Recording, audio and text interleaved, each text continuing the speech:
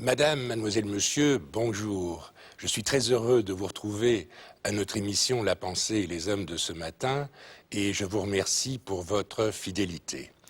Au cours de l'émission d'aujourd'hui, nous allons évoquer la Palestine, pas tellement la Palestine dans le conflit qui l'oppose à Israël, mais dans une dimension un peu plus culturelle à l'occasion de la publication d'un livre. Voici maintenant notre générique, je retrouve mes invités tout aussitôt après.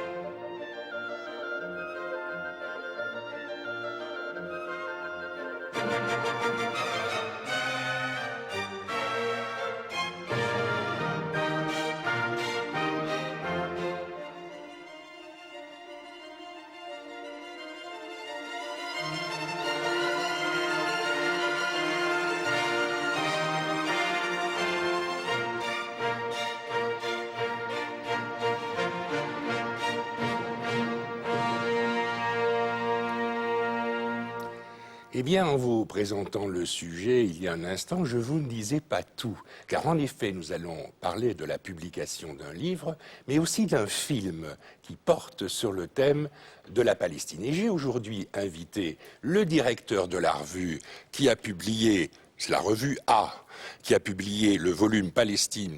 Rien ne nous manque ici. Il s'agit du professeur Jacques Socher, que les amis de la pensée et les hommes connaissent bien. Vous venez souvent à nos émissions, notamment nous parler de la revue A, mais aussi de vos propres publications.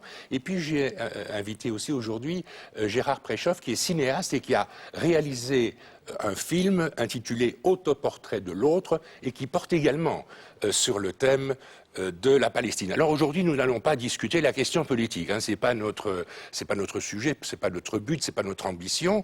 Et vous avez l'un et l'autre évoqué la Palestine, et nous savons qu'aujourd'hui il y a une exposition qui se déroule en ce moment au Hall de Scarbeck et qui évoque également la Palestine. Alors pourquoi ce sujet et en quoi ce sujet est-il actuel, Jacques Socher ?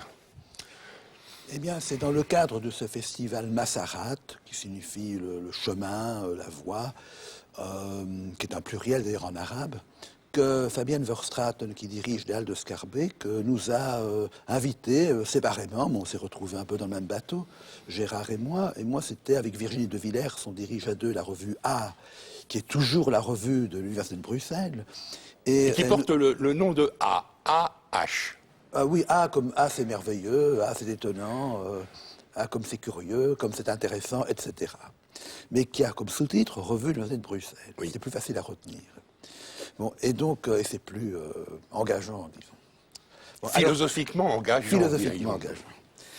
Et donc, pour revenir à nos moutons, c'est-à-dire à ce volume, la proposition était, est-ce que vous voulez publier un livre dont l'objet sera la création en Palestine, la création des poètes, des écrivains, des intellectuels. Donc pas seulement la création littéraire, la création en général, artistique en général. Avec une série de plasticiens, de dessinateurs, de photographes qui ont aussi participé au volume. Et comme c'est très peu connu, à part Mahmoud Darwish, qui vient de mourir hélas, et qui est le grand écrivain, qui a donné 3 poèmes inédits. Inédit dans ce volume. Les autres sont moins connus.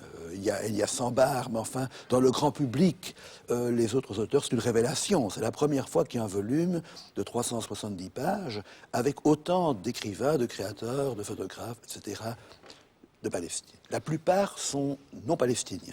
Quelques-uns sont palestiniens, quelques-uns ne le sont pas, mais ont un rapport étroit avec la Palestine qu'ils connaissent, qu'ils ont visité, et dont ils peuvent parler, puisqu'ils y ont été, en quelque sorte.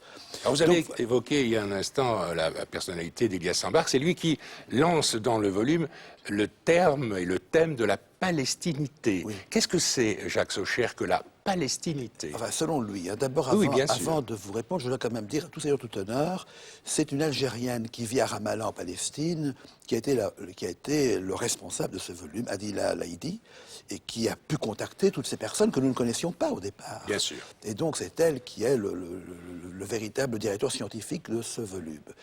Alors, Elias Sambar définit la palestinité d'une façon assez intéressante.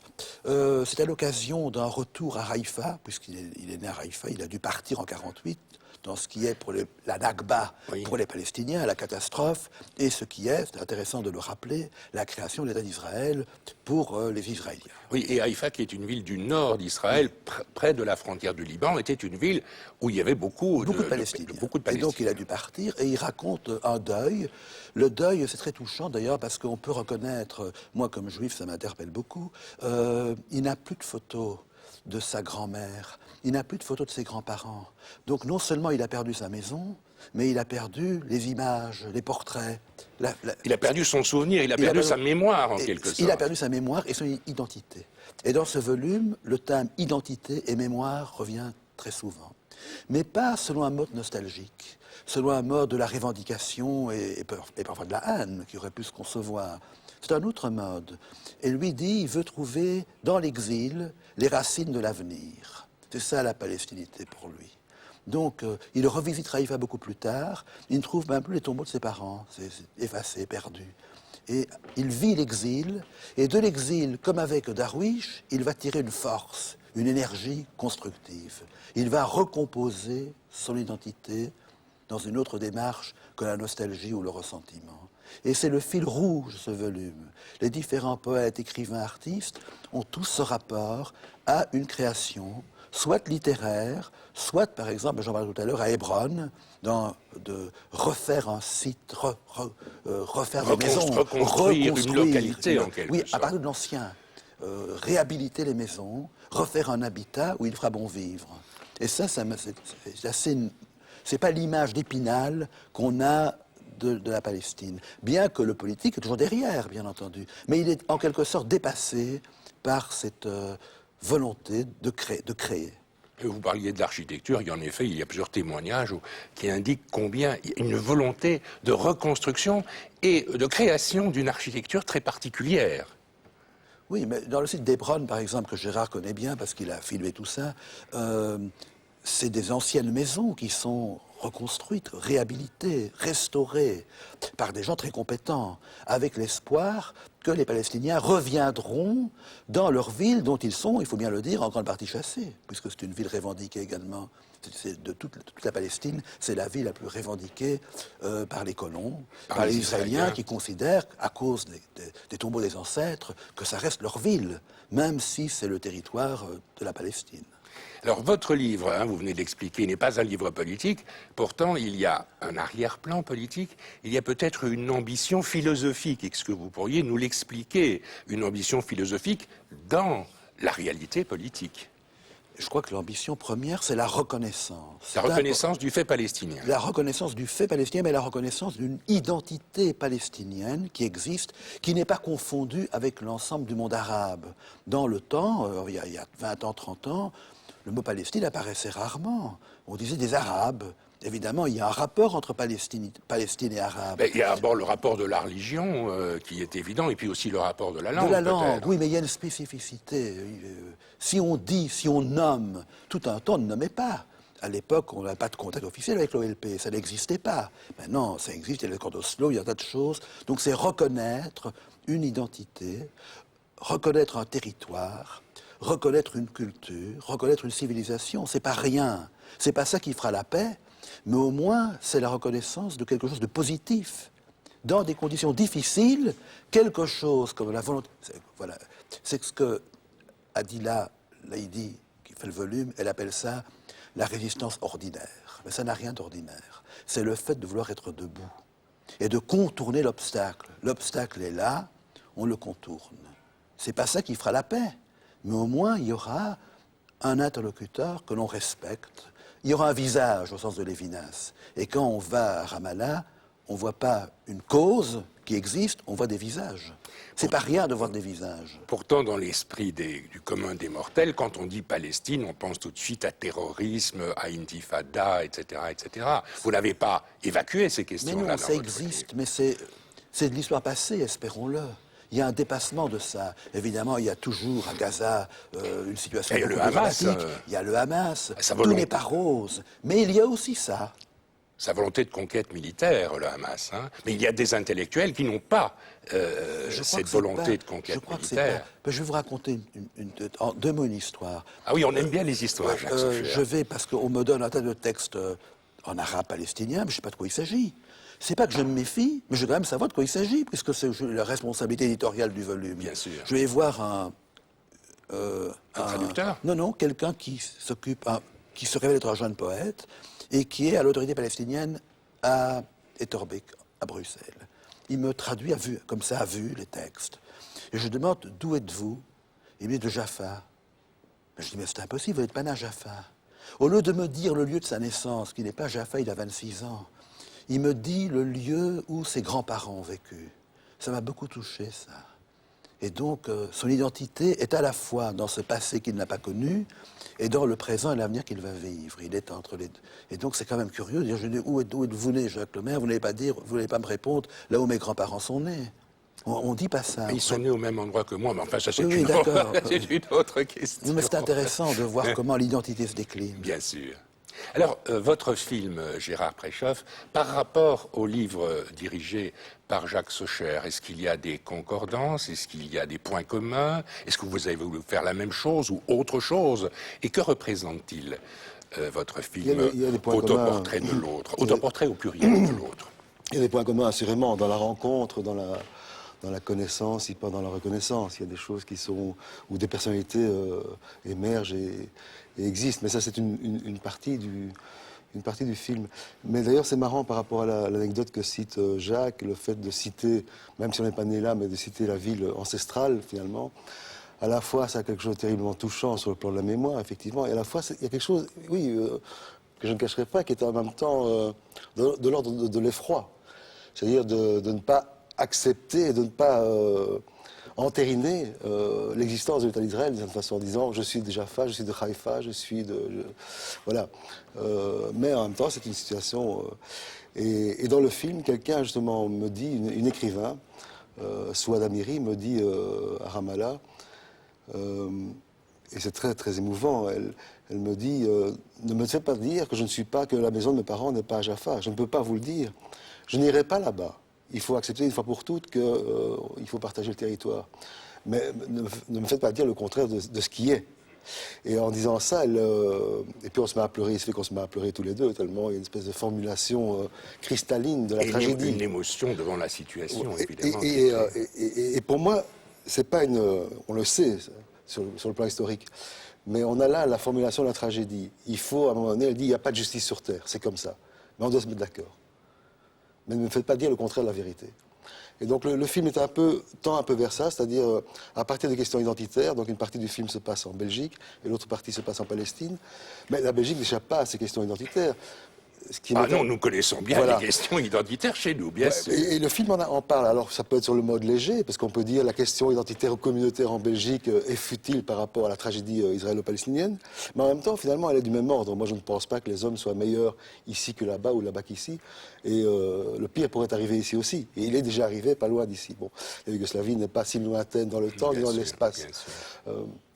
Mais on peut évidemment, par exemple, par rapport à ce festival Massarat, on peut tout à coup avoir quelques petites polémiques sur les folders. Est-ce qu'ils seront en néerlandais également, ou seulement en français et en anglais? S'ils ne sont qu'en français et en anglais, ben les Beaux-Arts, qui est un organisme fédéral, ne pourra pas les diffuser. Donc là, on sourit un peu, c'est pas très grave. Mais le fond est quand même essentiel, parce qu'il y a quand même la reconnaissance de l'identité culturelle. C'est du même ordre. C'est du même ordre. Oui. Donc le film est... Ce qui relie un peu, que sur la Belgique ou la Palestine, c'est un peu ça qui fait le fil du film, je dirais. Et l'autre aspect, c'est, pour moi comme juif, c'est peu à peu d'arriver à entendre l'autre. Et donc, autoportrait de l'autre, c'est en même temps comme dans la négation, a priori, de l'autre. Je ne me construis qu'en faisant taire l'autre, mais c'est aussi, je me construis peu à peu en se frottant à l'autre. et que le dialogue ou la rencontre n'est pas une harmonie donnée a priori. Ça, c'est pour les cours de morale un peu à la noix, si je puis dire. C'est pas très gentil pour les profs de morale. C'est un peu... Non, mais je pense que les bons profs de morale ne parlent pas comme ça, d'ailleurs. Je pense que souvent, la rencontre est de l'ordre d'abord du conflit. Et le film, d'une certaine façon, l'incarne à sa manière, où parfois la rencontre est violente, où parfois je fais taire l'autre, je ne l'écoute pas. C'est ce qui ne se fait pas dans un documentaire policé, généralement, où on tend, un peu comme vous êtes très poli et respectueux de ma parole, vous me laissez parler. Et là, dans le film, il y a des moments où je fais taire l'autre. Ah oui, vous intervenez, comme j'interviens en ce moment. Non seulement j'interviens, mais je recouvre sa parole. Ah oui. Donc je le fais littéralement taire. Mais c'est un temps du film aussi. Évidemment, c'est un effet dramaturgique qui fait que peu à peu, je peux m'ouvrir à l'autre. Mais est-ce que votre projet, dans sa finalité, par des modes différents, par des modes d'expression différents, est-ce qu'il y a une même ambition? C'est de faire reconnaître culturellement, sinon politiquement, le fait palestinien. Mais je dirais que la modalité est différente, parce que finalement le film, je pense chez Jacques... Vous êtes un peu dur à l'égard de Godefroy de Bouillon, par exemple, hein, premier roi de Jérusalem. C'est notre faute, au fond, peut-être la situation d'aujourd'hui en Palestine. En tout cas, il y a une co-responsabilité historique de la part du monde entier, et c'est également... Mais je pense, enfin, tu me contrediras si je me trompe, mais d'emblée, dans le projet de la revue, il y a cette volonté d'aller vers l'identité palestinienne et d'en témoigner. Dire la culture palestinienne est une vraie culture, oui, elle vaut la peine d'être connue, elle vaut la peine d'être découverte, oui. Et dépassons le plan strictement politique de l'opposition entre l'État d'Israël et la Palestine, et allons plus loin, voyons plus loin ce qui est d'humain dans la condition des uns et des autres. Oui, Jacques Socher, je vous en prie. Ce que vous dites est vrai, mais il n'y a pas que ça. C'est un peu ce que Gérard voulait dire. Dans le mot rencontre, en faisant une étymologie complètement fausse, il y a le mot contre. Oui, là, l'étymologie est un peu fausse. Oui, mais le signifiant est intéressant. Tout à fait. Il n'y a pas de rencontre s'il n'y a pas du contre. On ne rencontre pas le même, enfin, on rencontre l'autre. Et ici, c'est même le tout autre. Donc l'intéressant, c'était, parce qu'il était 3 fois à Ramallah et en Palestine, moi j'étais une fois avec Génie de Villers, qui a fait le volume avec moi, on a été à Ramallah, et quand on rencontre Ramallah, c'est un peu la capitale culturelle administrative d'ailleurs, c'est là qu'il y avait Arafat avec son siège, oui. C'est là qu'il y a l'autorité palestinienne, c'est la capitale politique, administrative et culturelle, puisqu'à Jérusalem-Est, les Palestiniens sont pratiquement plus là. Donc oui. Tout s'est replié. Et à Ramallah, il y a des banques. Il y a des industries, on construit des maisons, il y a des intellectuels. Mais même les gens dans la rue, qui ne sont pas tous intellectuels, on sent qu'il y a quelque chose qui se fait dans l'humiliation, parce que l'humiliation est là. Oui, il y a le mur, vous évoquez dans votre texte le mur. Non seulement le mur, mais les colonies. Écoutez, les contrôles incessants de la part des soldats. Oui, mais le pire, c'est les colonies. C'est vraiment terrible. Pourquoi ? Parce qu'on voit des endroits bien bâtis, on sent l'opulence, et en face, il y a par exemple devant vous voulez dire l'opulence du côté israélien, des colons, et de l'autre, on voit, je ne sais pas, des oliviers rasés, donc un paysage qui n'est pas du même ordre. Donc, enfin, il n'y a pas, je dois le dire avec tristesse, c'est de la colonisation pure et simple. Et évidemment, je fais un peu de politique et c'est 15 secondes. Évidemment qu'Israël doit se défendre. Évidemment qu'Israël est en danger. Évidemment qu'il y a du terrorisme. Évidemment que la sécurité est primordiale. On peut soupçonner qu'il y a un débordement de la sécurité. C'est une ultra-sécurité ou une attitude ultra-sécuritaire. C'est une sécurité suicidaire, parce qu'à long terme, c'est pas possible. Dans 20 ans, dans 50 ans, dans 5 ans, il y aura un jour la paix. En tout cas, les Palestiniens... Vous la croyez possible, la paix ? En long terme, mais oui, bien entendu. Parce que les gens ne peuvent pas supporter. On ne peut pas... Elle n'est pas dans une espèce de paix œcuménique, elle est dans Je ne crois pas que tous les Israéliens veulent embrasser les Palestiniens sur la bouche. Mais ni l'inverse. Ni l'inverse, mais on reconnaît, il n'y a pas de déni. Les Palestiniens qu'on a vus ne dénient plus le fait d'Israël. Ah, ça c'est intéressant ce que Sauf vous dites, les gens parce que dans la charte de l'OLP, c'est fini, c'est enterré, tout ça, c'est fini. Depuis Oslo, c'est fini. C'est pas pour ça que le monde est beau. De la Hamas notamment, oui, éradiquer on ne Israël sait pas de la les carte. négociations qu'il y a sans qu'on le sache, on ne les connaît pas. Et puis il y a d'autres pays qui appuient la Palestine en redisant Israël doit disparaître, notamment l'Iran par exemple. Malheureusement, il y a l'ingérence, il y a tout ça qui joue. Mais malgré tout, nous n'avons pas rencontré des Palestiniens qui ont dit Israël n'existe pas. Mais ce grand écrivain dont le nom m'échappe, que tu as vu, qui a en même temps écrit un bouquin sur la sexualité tout à fait intéressant. Sur la mairie. Sur la mairie.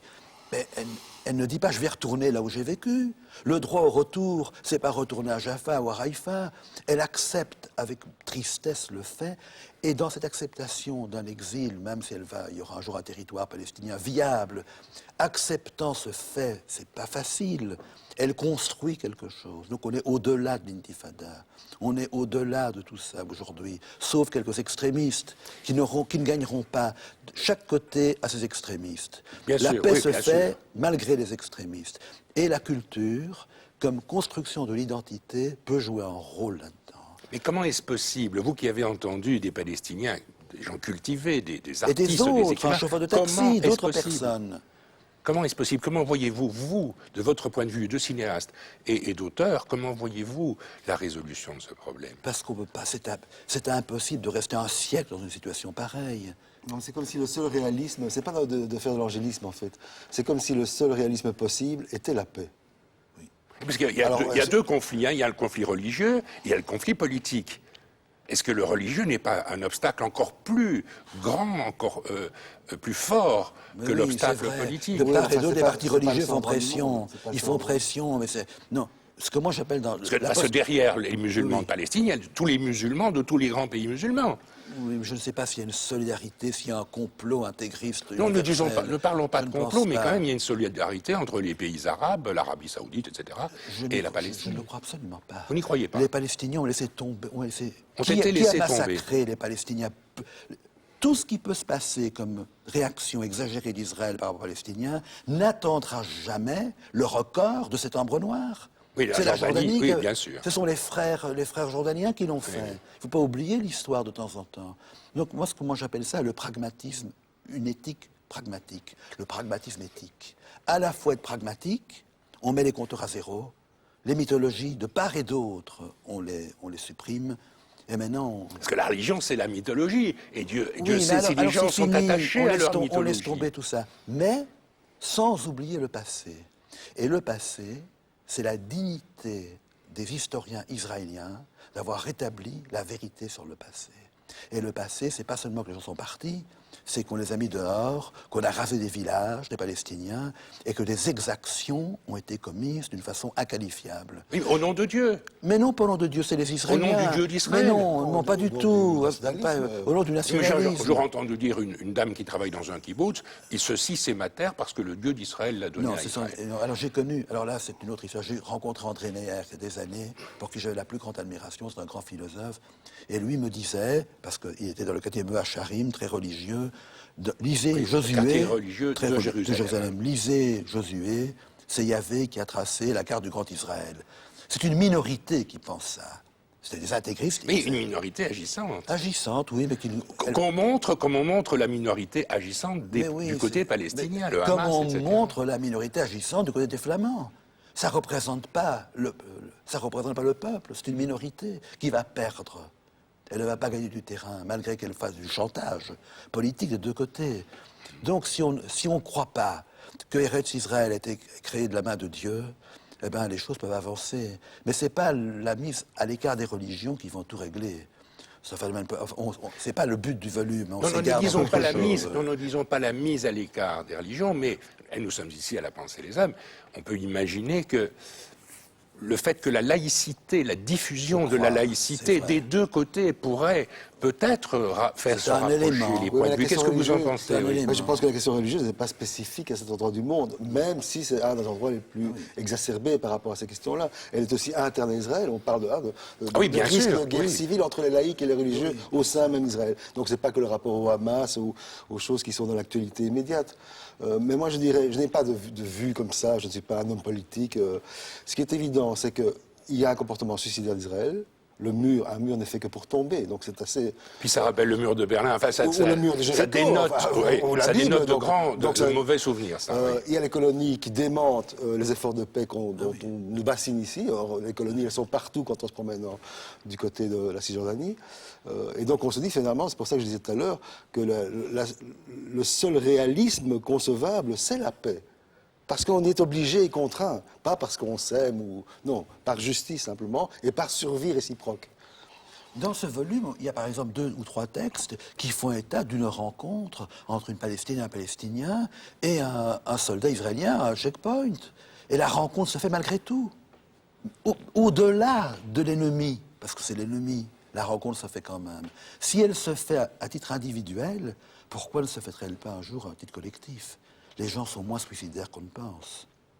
Mais ça, c'est une autre dimension qui est en filigrane. Je veux dire que la haine est dépassée, le déni est dépassé, l'intifada est dépassée. Ça peut recommencer dans des circonstances dramatiques données. S'il y a le Likoud qui vient au pouvoir, je ne sais pas tout ce qui peut se passer. Mais ça, c'était pas le but du volume. Mais aujourd'hui, ça s'est dépassé. De part et d'autre. Pour beaucoup d'Israéliens également, c'est dépassé. Eh bien, je vous remercie pour votre présence à notre émission d'aujourd'hui. Je vois que vous avez développé, vous le cinéaste Gérard Preschoff et vous, le philosophe Jacques Secher, une vision optimiste et nous pouvons si je peux dire nous 15 en secondes, réjouir. il y a un Vous n'avez que 15 secondes. 15 secondes. Le Oui. sous-titre est important. Oui, j'allais rappeler le titre de votre livre. Donc, le livre, c'est la revue de l'Université de Bruxelles, la revue A, le titre Palestine et le sous-titre. Rien ne nous manque ici, ce qui est évidemment ironique puisque tout manque. Mais cet humour est salutaire. Il n'y a pas qu'un humour juif, il y a donc aussi un humour palestinien, c'est une bonne nouvelle. Entre humoristes, on peut s'embrasser un jour. Eh bien, merci pour votre présence à notre émission de ce matin. Madame, mademoiselle, monsieur, merci beaucoup pour votre attention. À très bientôt.